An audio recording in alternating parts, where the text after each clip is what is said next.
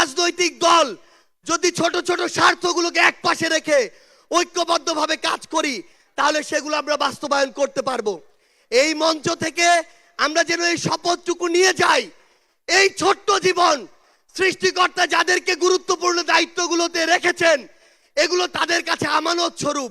আমরা যেন এই ছোট্ট জীবনে এত বড় দায়িত্বের আমানতগুলো দয়া করে খেয়ানত না করি। আমরা আপনাদের কাছে অনুরোধ করি, আমাদের রাজনৈতিক দলগুলোর মধ্যে কেন্দ্র থেকে ওই একদম গ্রাম পর্যন্ত, রুট পর্যন্ত যেন নিজেদের ভিতরে সুস্থ একটি প্রতিযোগিতা হয়। দয়া করে যেন আমরা কাউকে প্রতিপক্ষ না মনে করি।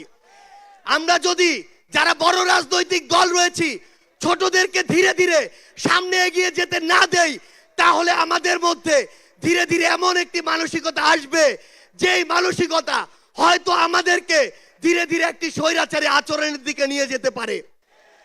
আমরা যেন সব সময়, আমি সহ আমরা সবাই খুনি হাসিনাকে দেখে যেন শিক্ষা নেই। আমরা আপনাদের কাছে অনুরোধ করি, আগামীর বাংলাদেশকে আমরা ঐক্যবদ্ধভাবে গড়ব।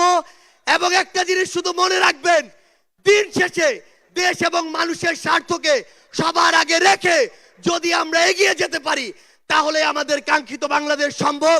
আপনাদের সাথে লড়াইয়ের রাজপথে অথবা বিজয় দেখা হবে। সব সময় বাংলাদেশের এই নতুন আজ যে পার্টিটি জন্ম নিতে যাচ্ছে, সেই পার্টির সাথে থাকবেন, সমর্থনে থাকবেন, দোয়ায় রাখবেন।